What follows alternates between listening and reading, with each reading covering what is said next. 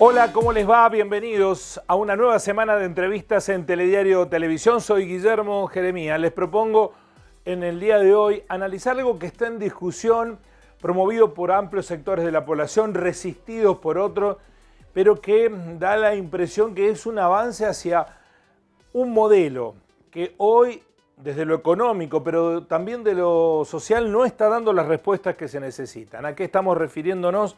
Bueno, a la discusión, el debate, incluso con proyectos parlamentarios presentados de la determinación de un salario básico universal. Vamos a dialogar con una de las referentes del Frente Patria Grande en Córdoba, Constanza San Pedro. Ese espacio político impulsa esta iniciativa. Constanza, un gusto. Gracias por aceptar este tiempo con nosotros. Hola Guillermo, buenas noches. Muchas gracias por la invitación y por el espacio para discutir este proyecto que es tan importante. Bueno, hay todavía desde mi punto de vista, corrígeme si me equivoco, alguna falta de información sobre qué es un salario básico universal, qué alcance tiene, qué implicaría como un paso adelante para tratar de resolver los problemas sociales que hoy aquejan a vastos sectores de la población. Bien, el proyecto del salario básico universal lo que propone fundamentalmente es ampliar la seguridad social hacia un rango etario que hoy no está cubierto por el Estado argentino. Tenemos, por ejemplo, la asignación universal por hijo como una instancia, un programa, una política orientada a satisfacer derechos mínimos de las infancias y a través de la jubilación y la moratoria la seguridad de los jubilados y las jubiladas. ¿Qué sucede? Hay un rango de personas en Argentina que tienen entre 18 y 60, 65 años que no tienen esta cobertura y que hoy se encuentran en una situación de desprotección y de precarización laboral total.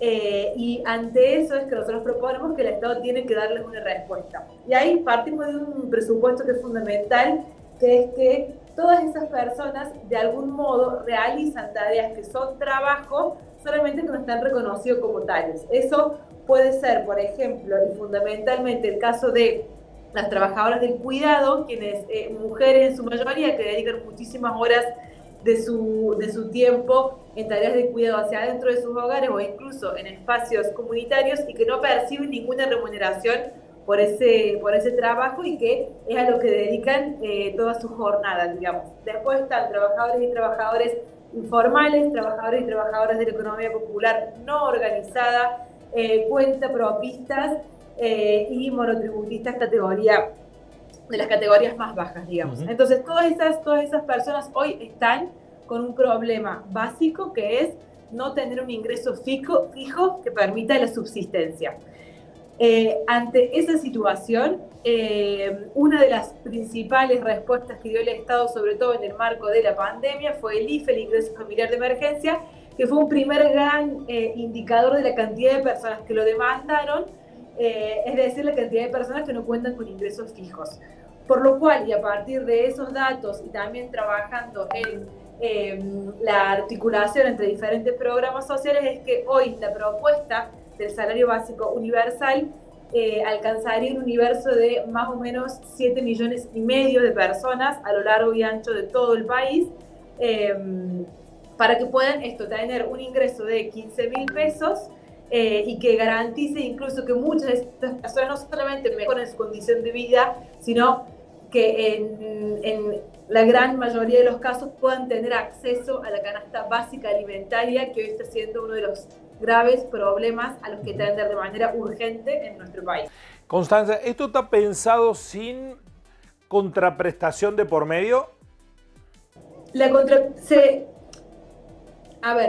Se entiende, y esto es lo fundamental, que ya se realiza alguna contraprestación, ¿no? Esto es que estas personas de algún modo trabajan o haciendo changas o en tareas de cuidado o en diferentes situaciones. De todas formas, sí se prevé o se propone la acreditación de algunas actividades que pueden ser la finalización de los estudios primarios o secundarios, talleres de formación profesional y capacitación laboral, talleres de orientación laboral, de profesionalización para el trabajo doméstico o de actividades sociocomunitarias. Eso, por supuesto, que pueda dar cuenta, digamos, de la participación de algunas de estas cuestiones, pero no sería obligatorio. No es que hay que cumplir cierta cantidad de horas, precisamente porque se presupone que ya están realizando esas tareas. ¿Y está pensado como un beneficio permanente o temporario? Permanente, por el momento permanente. Sabemos que es una situación y emerge a partir de una situación de urgencia a la cual atender, pero se pretende como un derecho, digamos, algo que empieza a funcionar a partir de ahora y que tiene que continuar a lo largo de la vida de estas personas. ¿Hay alguna experiencia en el mundo que ya se haya implementado con estas características? No con estas características, sí hay diferentes países que lo están discutiendo, incluso a partir de la pandemia en Europa es algo que se está debatiendo en diferentes modalidades y lo que nosotras, marcamos fundamentalmente por las características y los rasgos de nuestro país es que si bien hablamos de un salario básico universal, está segmentado a una porción de la población.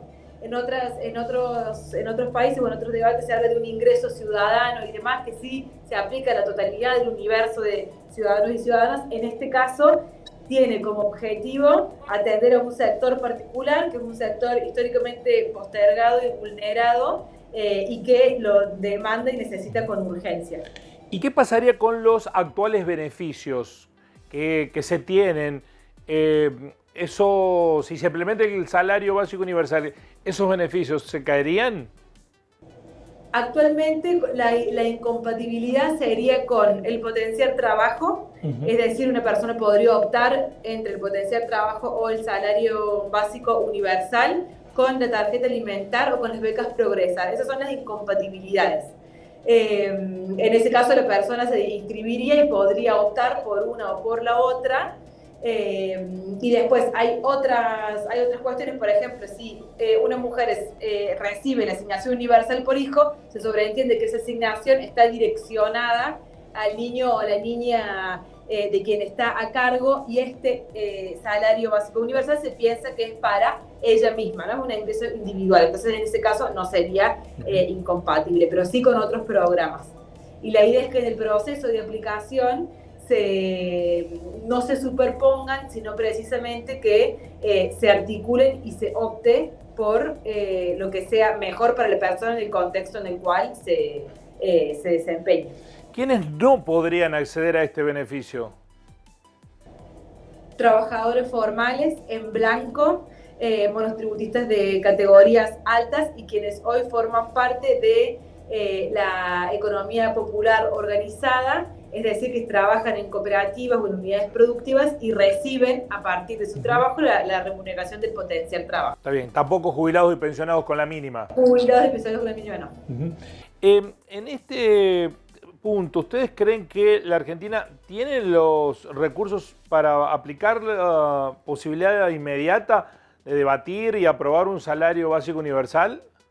Nosotros creemos que se debe hacer y que si hay voluntad política y hay conciencia de las grandes dificultades que implican que gran parte de nuestra población no tenga acceso a la canasta básica alimentaria y esté por debajo de la línea de la pobreza y la indigencia, se tienen que arbitrar las medidas necesarias para hacerlo. Estamos en una discusión en torno a cómo atender las cuestiones vinculadas a la macroeconomía, la deuda con el fondo, la reducción del déficit fiscal, etcétera, pero en ese combo de medidas a atender no se puede dejar de lado estas necesidades urgentes del pueblo trabajador, del pueblo que viene costeando la enorme crisis en la cual estamos y que no solamente puso el cuerpo durante la pandemia, sino que viene del proceso de organización del macrismo, donde se produjo una precarización de la vida gravísima.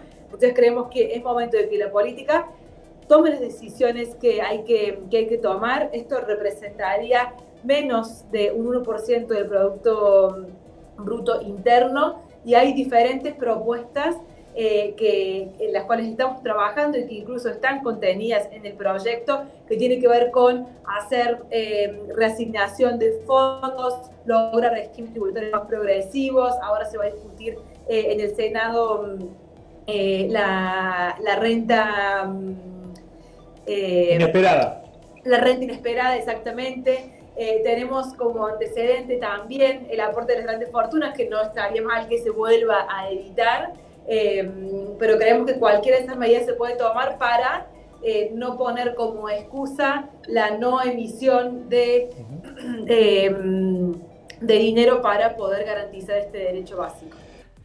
Constanza, ¿no consideran que el momento es poco propicio para impulsar esta iniciativa? Lo digo desde este punto de vista. La coyuntura habla de un reproche, no digo generalizado, pero sí de amplios sectores hacia el actual modelo de ayuda social o de subsidio, que se le llama.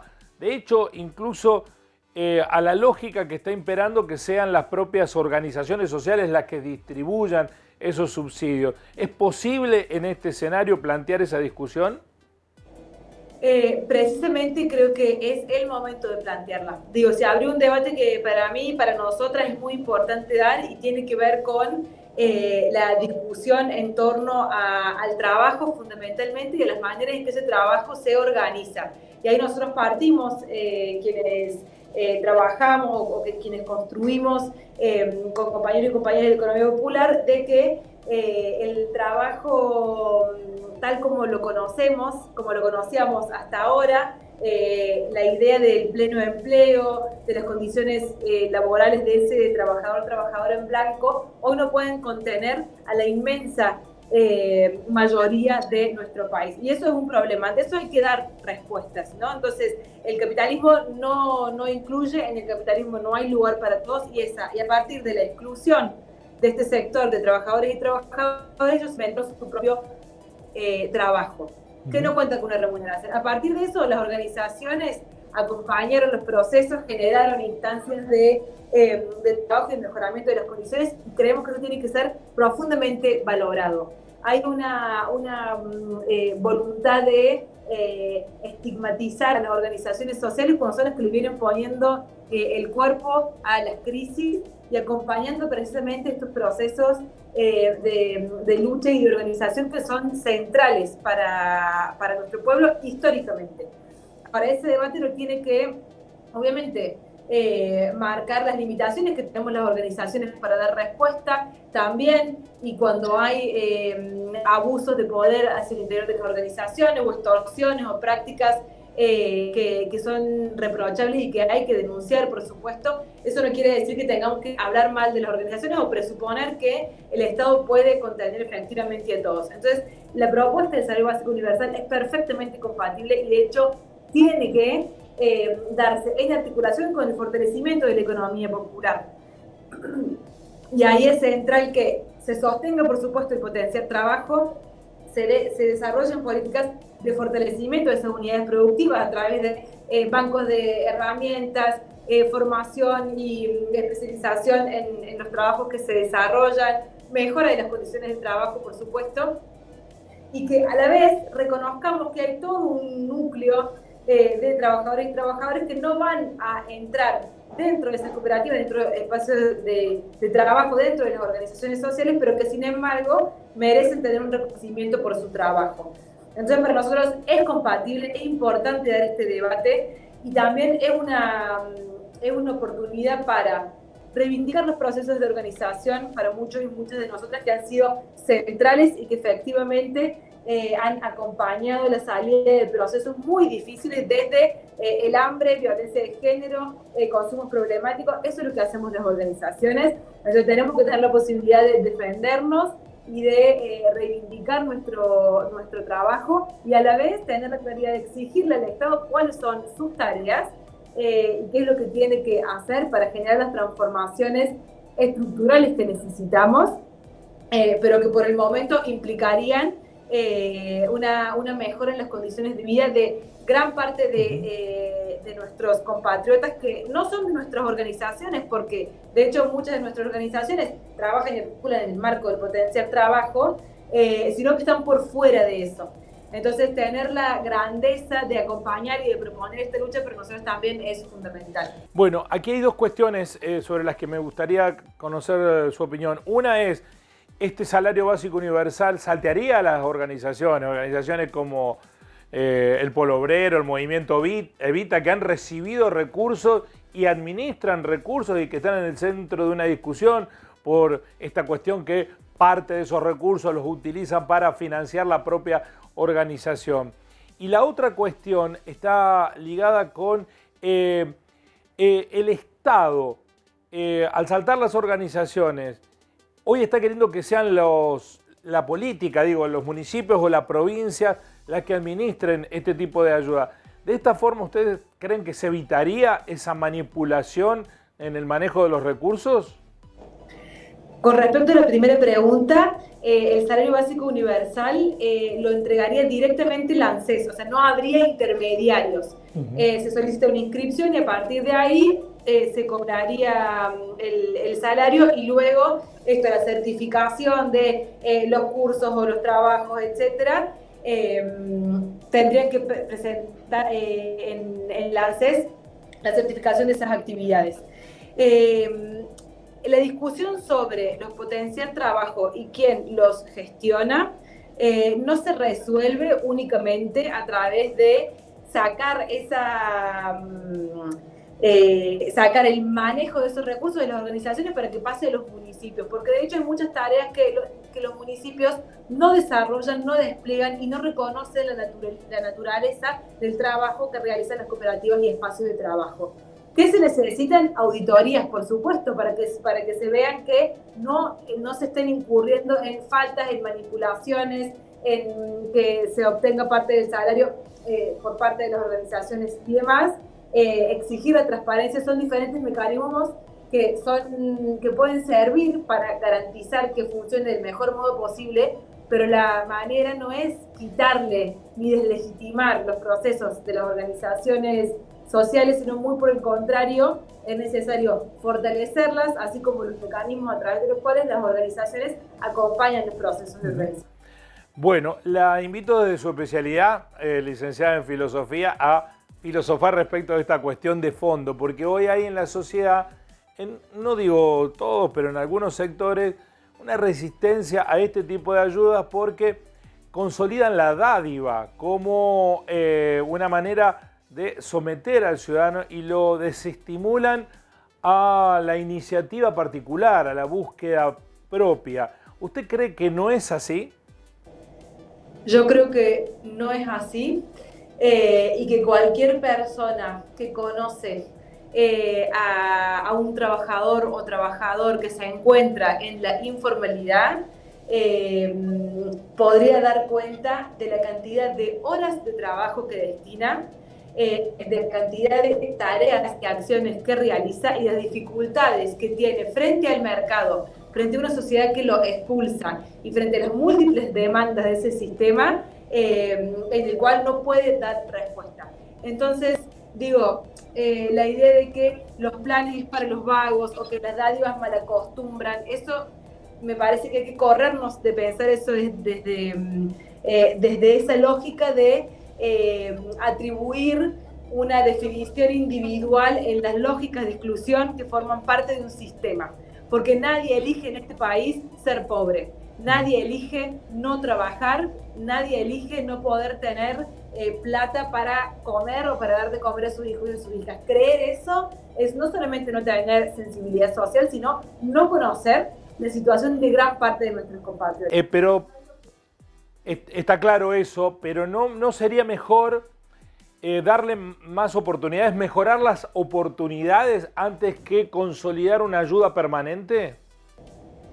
Es que esta ayuda o este salario implicaría esto primero que ya planteé, que es reconocer que hay un trabajo y permitir que ese trabajo se potencie, se mejore, se fortalezca. Digo, nadie va a estar sin trabajar cobrando, y nadie va a poder vivir tampoco con 15.000 pesos. Nadie vive con 15.000 pesos. Entonces, necesariamente eso es una ayuda para generar y para potenciar el trabajo que efectivamente ya se está haciendo. Lo que sí es otro debate bastante profundo y que me parece que tenemos que darlo, y que el salario básico universal tiene que darlo también, discutiendo y pensando la ley de cuidado, que tiene que ver con aquellos trabajos que no producen otro ingreso, pero que sí reproducen y garantizan la reproducción de la vida, que son las tareas de cuidado.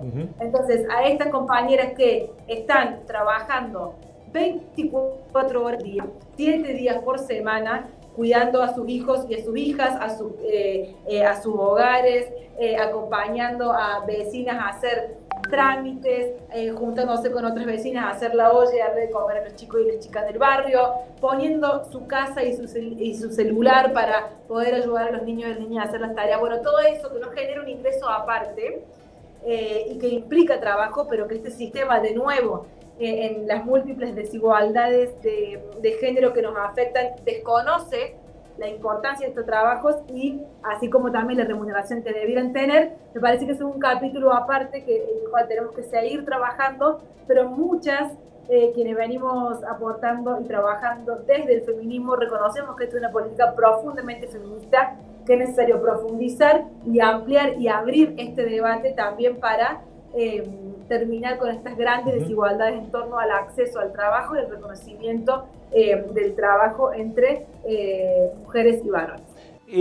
¿Cómo piensan el efecto no deseado de esto? Porque les cito un caso específico que conozco, porque en nuestro programa de radio tenemos incluso un espacio dedicado al personal de casas de familia agrupados en APECAP, que tienen muchas dificultades para aumentar el empleo registrado, porque hay temor a perder las ayudas que hoy tienen si se registra ese empleo. Me refiero concretamente a la UH, pero también otro tipo de ayudas. ¿No creen que el efecto no deseado del salario básico universal sea que mucha gente que pudiese encontrar un trabajo registrado ante el temor de perder al salario universal, no digo que lo rechace, pero que no se consolide esa posibilidad?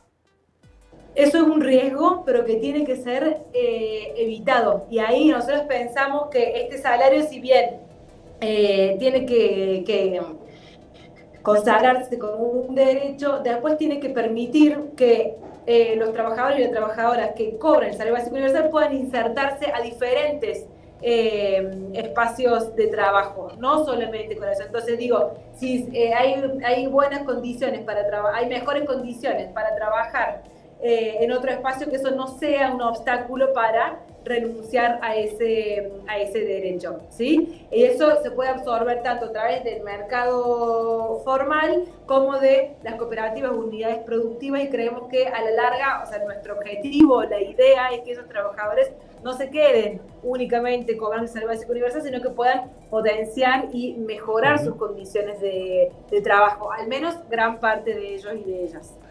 Para finalizar, Constanza, ¿por qué, no digo que sea exclusivo, pero por qué se ha transformado casi en una proclama, una bandera feminista el salario básico universal?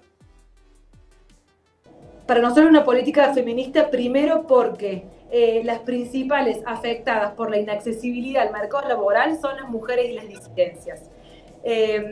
Y se encuentran imposibilitadas también de acceder a este mercado porque muchas veces están a cargo de las tareas domésticas y de cuidado. Entonces, eso implicaría, de algún modo, reconocer las tareas que se realizan y mitigar la dificultad de acceso al mercado laboral. Por otra parte, estamos y asistimos hace ya décadas a la feminización de la pobreza. Los índices de pobreza son más altos en el caso de las mujeres que de los varones. Esto permitiría resolver esta cuestión también.